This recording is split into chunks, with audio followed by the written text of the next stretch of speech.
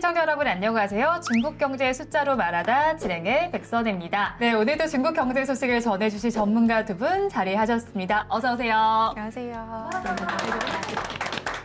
자, 그러면 중국 경제 숫자로 말하다 첫 번째 코너 숫자로 알아보는 최신 중국 경제 뉴스 본격적으로 시작해 보겠습니다. 첫 번째 소식은 뭘까요? 바로 10억 달러입니다. 오, 10억 달러요. 10억 달러면 우리 돈으로 1조 4천억 원 가까이 되는 큰 돈이 아닙니까? 무슨 소식이길래 이렇게 큰 금액이 나오는 걸까요? 이렇게 어마어마한 금액이라면 영화나 드라마와 같은 미디어 산업의 규모 같잖아요. 힌트를 드리자면 아닙니다. 느낌상 이런 미디어 분야의 규모가 엄청 클 것 같잖아요. 물론 큽니다. 그런데 지금부터 말씀드리려는 바로 이 분야가 훨씬 더 큽니다. 이는 전 세계적으로 보더라도 마찬가지인데요. 바로 이 분야가 영화 산업보다 3배 이상 규모가 크고요. 음악 산업 규모보다도 2배 이상 규모가 큰 걸로 조사되고 있습니다. 정말 다행히도 이 분야는 우리나라도 세계적으로 강점이 있는 산업입니다. 물론 위기도 있었지만요. 자, 그렇다면 이 분야는 무엇일까요? 소장님 말씀해 주시죠. 바로 중국이 게임 시장에 관한 소식입니다. 오, 게임 산업의 파이가 엄청 크다고 듣기는 했는데요. 우리에게는 안 좋은 소식 아닐까요? 아니, 이번엔 아닙니다. 다행입니다. 자, 그렇다면 그 소식 얼른 들어볼게요. 국내 게임사들이 중국 진출에 속도를 내고 있다는 건데요. 이와 관련해서 중국 기관에서 최근에 엔땡땡 소프트 그리고 리니땡, 투엠을 비롯한 15개 외국 게임에 대한 외자 판로를 발급했다고 합니다. 외사 판호 사실 뉴스를 통해서도 많이 보긴 했는데 이게 구체적으로 어떤 의미일까요? 파노에 대해서 개념을 먼저 잡고 가면 파노라는 거는요, 중국 내 게임 유통을 위한 서비스 허가권을 뜻하는 의미입니다. 네, 그렇다면 우리나라 게임은 지금까지 외자 판호를 몇 개나 받았을까요? 네, 중국의 외자 파노를 발급받은 한국 게임 수는 2020년에는 1건이었고요. 2021년에는 2건, 2022년에는 8건, 그리고 2023년에는 9건으로 계속 늘어났는데요. 2024년 11월까지 총 9건의 파노를 받았다고 합니다. 그렇다면 외자 판호 발급은 게임사의 수익을 좌지우지한다라고도 볼 수 있겠네요. 그렇습니다. 예를 들면 2023년 5월에 중국에 출시된 넥땡의 던전앤 땡땡땡 모바일은 서비스 4개월 만에 글로벌 누적 매출액이 10억 달러를 돌파했다고 합니다. 그래서 숫자 키워드를 앞서서 말씀을 해주셨을 때 10억 달러라는 상징적인 숫자를 말씀을 해주신 거군요. 맞습니다. 게임 시장에서 왜 중국이 중요하냐면 그 매출 10억 달러 중에서 82%가 중국에서 발생했기 때문입니다. 2023년 5월에 지금 말씀하신 게임이 중국을 비롯한 전 세계로 서비스가 된 것으로 보이는데요. 그런데 10억 달러 중에서 아주 상당 부분이 중국에서 발생했다라는 거네요. 이거 중국이 없었으면 어떡할 뻔했나 하는 생각이 듭니다. 저는 사실 이제 게임을 그렇게 좋아하진 않지만 그래도 던전앤 땡땡땡 말고도 다른 유명한 게임이 또 있잖아요. 배틀그라 땡땡이나 크로스 땡땡땡 같은 게임도 있지 않나요? 네, 그 게임들도 중국 시장에서 인기를 끌면서 실적에도 영향을 주고 있다고 하는데요. 그래서 한 업계 관계자는 중국 시장에서 게임 하나만 성공을 해도 글로벌 흥행 규모의 매출이 나는 만큼 포기할 수 없는 시장이 중국이다, 이런 말을 했을 정도입니다.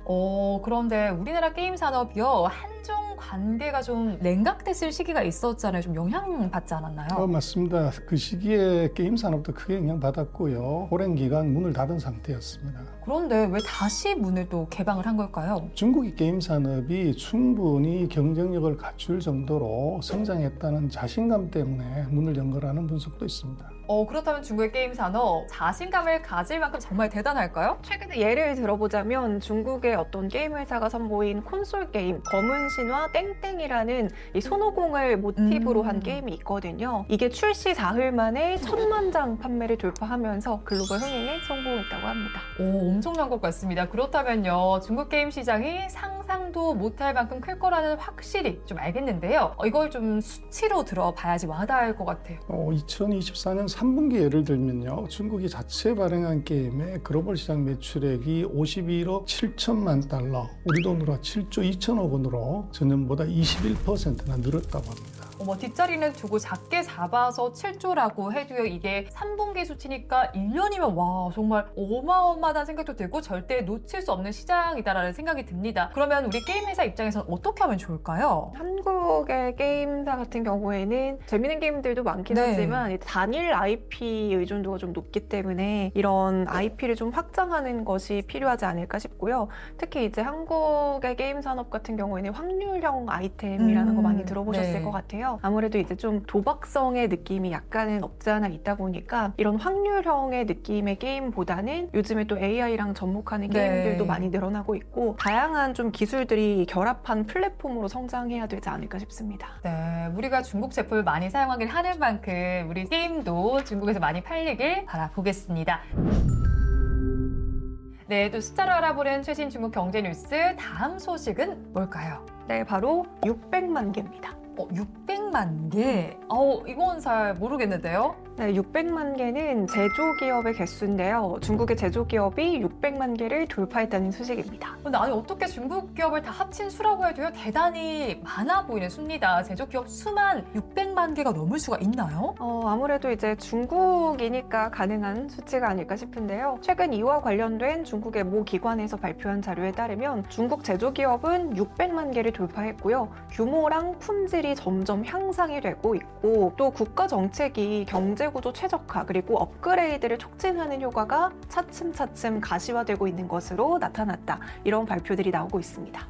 네, 국가기관이니까 뭐 그렇게 말을 할 수 있을 것 같긴 합니다. 제가 생각을 할 때 놀라운 건 제조기업이 600만 개고요. 그 경쟁을 뚫고서 살아남은 기업과 또 거기서 생산되는 제품은 뭐 솔직히 세계 어디서든 경쟁력이 있지 않을까 하는 생각이 듭니다. 네, 맞는 말씀입니다. 그런데 더 무서운 건 뭐냐면 그냥 전통 제조기업이 아니라 첨단 산업, 중국에서는 전략적 신흥산업이라고 하는 이것하고 관련된 기업이 얼마나 되냐는 건데요. 이 기관 발표에 따르면 중국의 제조기업은 600만 개를 돌파한 603만 개라고 하는데 이 수치는 2023년 대비 5.5% 증가한 거고요. 그리고 첨단 산업, 전략적 신흥산업 관련된 기업은 51만 5천 개로요. 전체의 8.6%를 차지하고 2023년 대비해서는 6.4% 늘어난 숫자라고 합니다. 미국이 사실 중국을 제재하고 있는 가운데에서도 제조기업이 많아지고 있다는 뜻인 건데요. 사실 제조업은 우리나라도 강하긴 하잖아요. 그럼 우리는 어떻게 대처 방안 세우면 좋을까요? 제 같이 맞붙어서는 안 되고요. 지금 보면 중국과의 관계에서 우리가 반도체 하나를 빼놓고서는 중국보다도 더 잘하는 게 없습니다. 그래서 그 사이에 우리는 중국을 오행 공장으로만 생각을 하고 중국의 추격에 대해서 조금 이제 손 놓고 있었던 것이 있죠. 그래서 이미 이제 턱밑을 치고 올라와서 앞서가는 상황이기 때문에 우리로서는 전통 제조업보다는 신흥산업에서 한국의 전략을 이제 어떻게 가져갈 거냐는 것이고 그것은 그 국가의 전통 산업이 아닌 신흥 전략 산업 이런 산업에 대한 전략이 가장 중요할 것 같아요. 네. 그리고 그것이 가능하게끔 해주는 이제 인프라들이 돼야 되고 또 민간 기업이 거기에 참여할 만한 동인들이 사실은 필요한 거죠. 그래서 우리로 놓고 보면 이제는 전통 산업에서는 빨리 떠날 것은 떠나고 남길 건 남겨야 되고 신흥산업, 첨단 산업에서의 전략은 우리는 정권 바뀔 때마다 첨단 산업 얘기만 했지 최근 뭐 10년, 15년을 놓고 보면 반도체 이외에 뚜렷한 첨단 산업의 육성이 없었던 것 같아요. 그래서 이제는 중국이 못 따라왔을 때는 문제가 안 됐지만 이제는 정말로 한국만이 가질 수 있는 그런 추격차의 산업을 빨리 만들지 않으면 네. 이제 우리로서는 굉장히 위험한 상황이 올 것 같습니다. 네, 뭐 전략도 잘 짜고 인프라도 구축하면서 우리나라만의 초격차 산업을 만들어야 될 것 같습니다. 숫자 키워드 차이나 첫 번째 숫자 키워드는 뭘까요? 세계 1위 그리고 26% 성장입니다.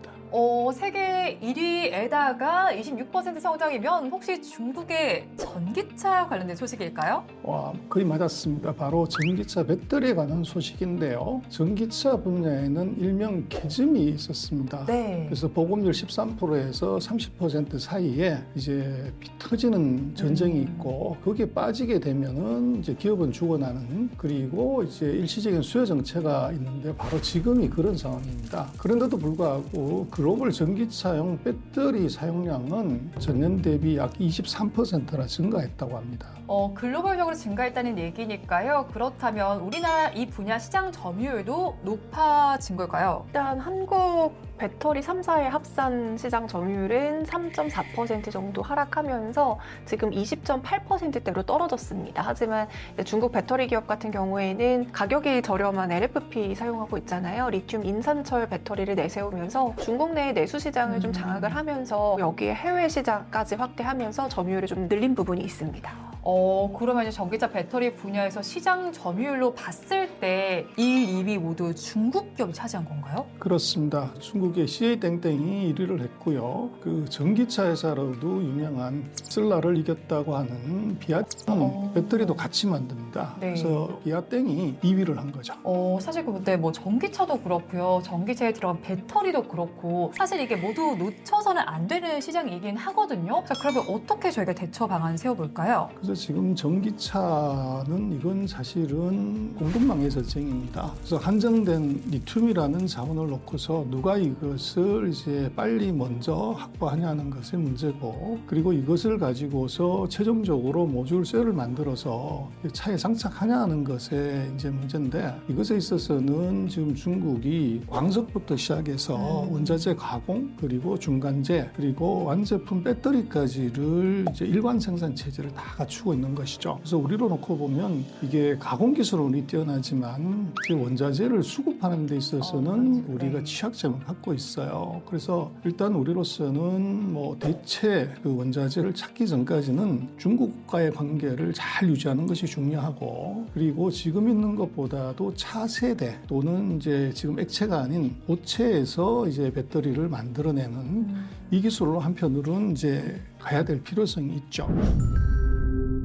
네, 숫자 키워드 차이다. 다음 숫자 키워드 말씀해 주시죠. 네, 다음 숫자 키워드는 66조, 중국 1위 41세입니다. 요거는 좀 알 것 같아요. 재산이 뭐 66조인 중국 1위 갑부를 말씀하시는 게 아닐까 싶은데 누군지 제가 또 맞춰볼게요. 한 발 더 나가서요. 그 사람은 바로 마윈입니다.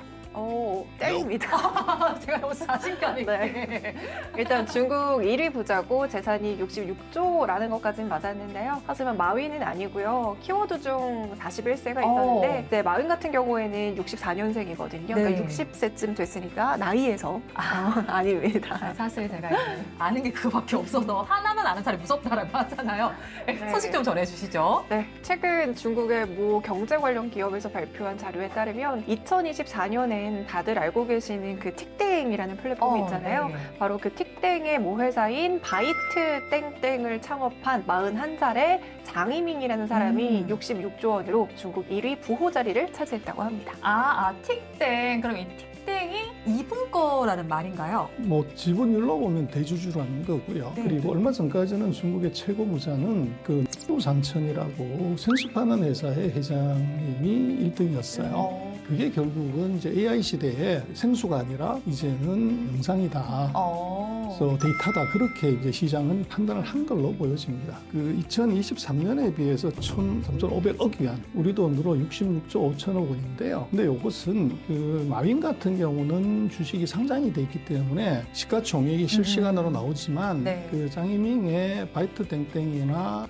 틱땡땡은 비상장 회사입니다. 그래서 이것은 장외에서 거래되는 가격 또는 이제 그 새로운 투자를 한다고 했을 때 발행 가격을 얼마를 하냐 그걸로 추정한 것이고요. 그래서 실제 가격은 이보다도 훨씬 높을 수도 있습니다. 저는 알리땡땡을 세운 마윈밖에 아는 사람이 없다고 계속 좀 말씀을 드렸잖아요. 그래서 10주년째 마윈이 중국 제일 부자인 줄 알았어요. 네, 아닌지 좀 됐습니다. 중국은요, 1999년 이후 지금까지 26년 동안 이번 장이밍을 포함해서 16명이 최고 갑부 자리를 바꿔가면서 차지했습니다. 그래서 이런 이유는요, 중국은 이제 90년대 뭐 이때는 평균 10% 성장을 했거든요. 그럼 GDP가 10% 성장한다고 하면 그 중에서 잘 나가는 산업은 GDP의 2배에서 3배, 그러면 20에서 30%를 성장하는 것이고, 잘 나가는 기업은 그 산업 평균의 2배, 3배는 가기 때문에 20%에서 30%의 2~3배면 40에서 90%를 매년 성장했다는 거죠. 그러다 보니까 이제 최고 부자의 자리가 계속적으로 바뀔 수밖에 없는 이제 고성장 사회의 특징이다. 그렇게 볼 수 있을 것 같습니다.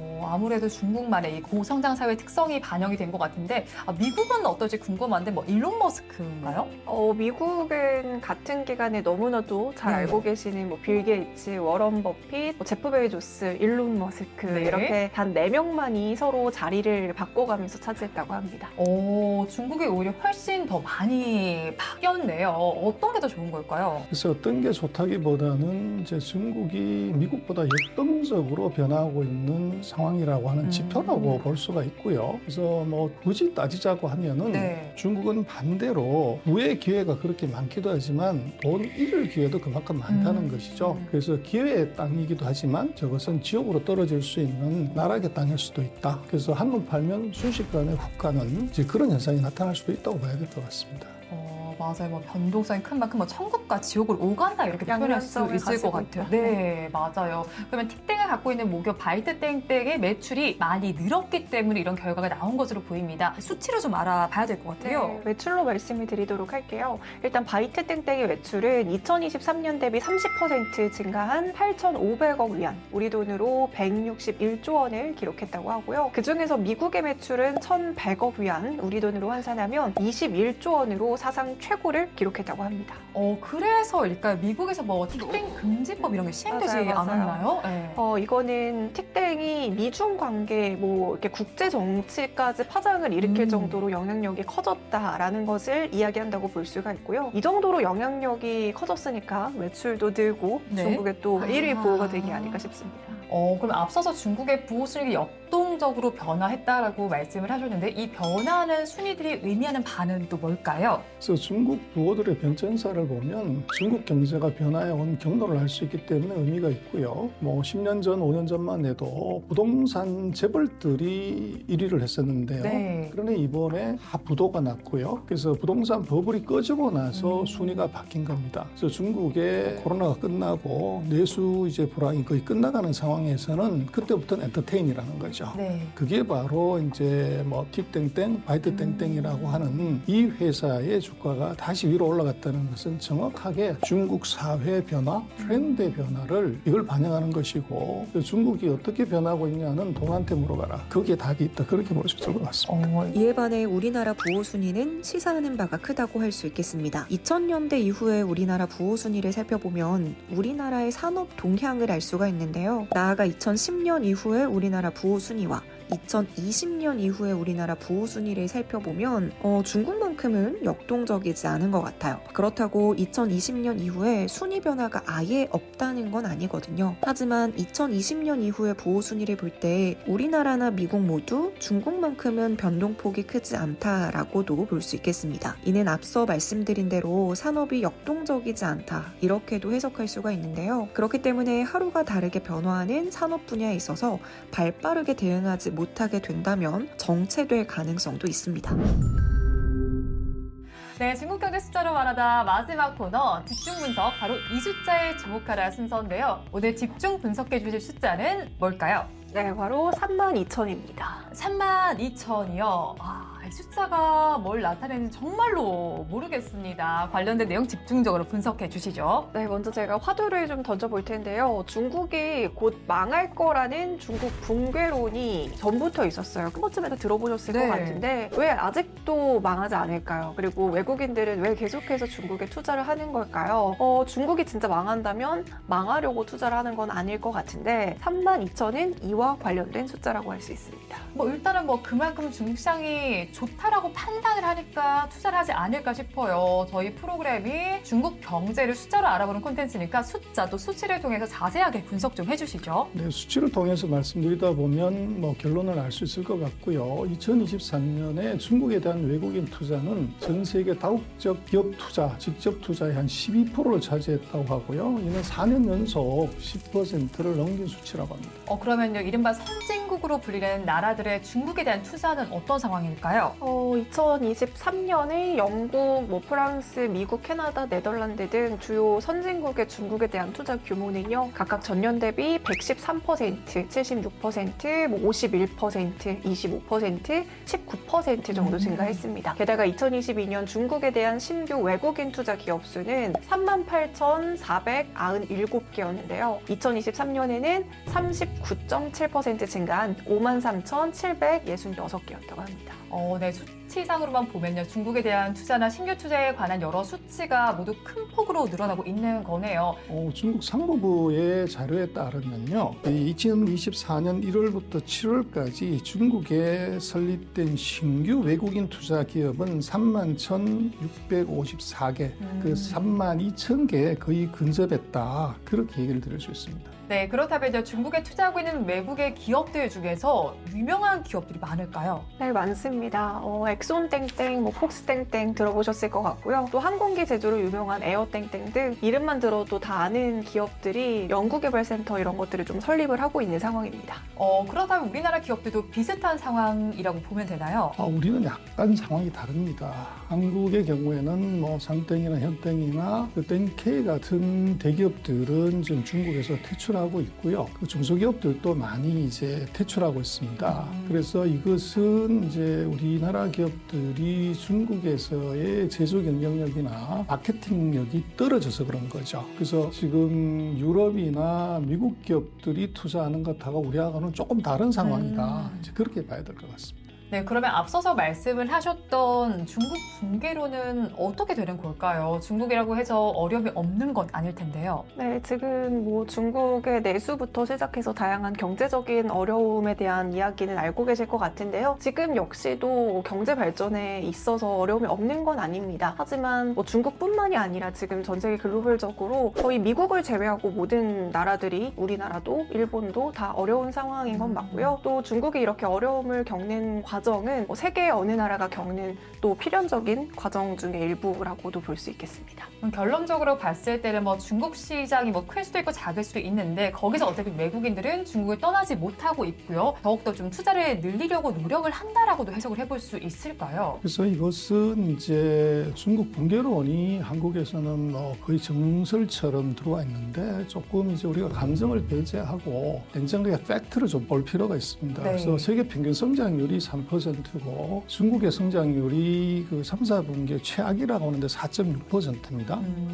그러면 이제 한국은 지금 2%대 성장도 쉽지 않고 내년은 1% 성장한다는 얘기인데 지금 인도를 제외하고서 4.6%면 주요 국가 중에서 가장 높은 성장입니다. 그래서 4.6% 우리 GDP 성장 2배 이상 하는 나라가 망했다, 붕괴했다고 하면 그럼 우리는 어떻게 되냐? 이제 우리가 망했다고 생각하는 사람은 없는데 네. 그래서 중국의 압박을 세게 한다는 것은 감정적인 문제를 빼고 팩트를 파악한다면 중국은 약해진 것이 아니라 오히려 더 강해졌다고 볼 수가 있어요. 그래서 그 부분을 우리가 조금 이제 냉정하게 생각해야 될 것 같고 결국은 기술은 시장을 못 이긴다. 그래서 미국 기업들이 중국을 떠나지 않고 있는 것. 한국의 이제 삼땡전자는 핸드폰 시장에서 중국에 철수했지만 미국에서 1등하고 있는 같은 경우는 중국에서 여전히 장사 잘하고 있고 시장 점유율 1위나 2위를 하고 있다는 거죠. 그래서 결국은 지금 전 세계 최대의 자동차 시장, 전기차 시장, 노트북 시장, 핸드폰 시장이 미국이 아니고 중국이라는 거죠. 그래서 결국은 기술은 시장을 이기기가 굉장히 어렵다. 이제 그것을 우리가 한번 조금 생각해 볼 필요가 있을 것 같습니다. 네, 감정을 좀 배제하고 중국의 상황을 객관적으로 판단을 해보는 자세가 필요해 보입니다. 좋은 말씀 고맙습니다. 사실 중국 경제 숫자로 말하다는 오늘이 마지막 방송이었습니다. 세계 경제에 요동치고 있는 이런 중차대한 시장에서 우리와 때려야 뗄 수 없는 관계를 맺고 있는 중국, 우리의 경제에 대해서 알아보자는 의미로 제작된 특집 프로그램이었는데요. 5번의 방송을 통해서 저 또한 많은 것을 알게 됐습니다. 그래서 더욱더 의미가 있었던 시간이었고요. 자, 그러면 끝으로 소감과 함께요. 중국을 상대로 우리는 앞으로 어떻게 해야 할지 좋은 말씀 간략하게 부탁드릴게요. 우리가 보통 이제 중국이라고 하면 좀 저렴한 제품들을 많이 네. 생산하는 국가로 생각을 할 텐데 여러 가지 고부가가치 산업에 대해서도 우리나라와의 그 기술 격차가 짧으면 한 3, 4년밖에 차이가 안 나는 그런 네. 첨단 기술들도 많아지고 있는 추세입니다. 그래서 우리나라도 조금 더 경각심을 갖고 정부에 대한 막대한 투자도 좀 필요해 보일 것 같고요. 또 IT 산업이나 전기 자동차, 특히 자율주행 분야에서는 중국이 우리나라보다도 앞서고 있다. 이렇게 보시는 분들이 있거든요. 우리가 방심하면 안 되는 상황으로 보여지기도 합니다. 그런데 현재 우리나라의 여러 가지 면들을 입체적으로 볼 때 이런 분야들에 있어서 바로 막 월등히 앞서간다거나 따라잡는다는 것이 사실상 쉽지는 않을 수도 있거든요. 이 기술이라는 게, 더군다나 첨단 기술이라는 게 한다고 해서 바로 되는 게 아니잖아요. 그래서 이를 극복하려면 대기업의 과감한 투자도 필요해 보이고요. 또 이에 맞는 정부 부처와 나아가 정치인들의 발빠른 정책이 뒷받침되어야겠다는 생각이 듭니다. 네, 사실 저도 뭐 이제 말씀해 주신 것처럼 중국 제품은 뭐 가성비 제품이다 이렇게만 알고 있었는데 요즘 사실 이런 얘기도 나오자면 대륙의 실수다. 그만큼 기술이 많이 발전했다고 볼 수 있을 것 같습니다. 중국에 대한 상황 면밀하게 파악하고 또 대처를 해 나가는 저희가 됐으면 좋겠습니다. 중국 경제 숫자로 말하다 그럼 여기서 모두 마치겠습니다. 그동안 시청해 주신 여러분 고맙습니다. 짜이찌엔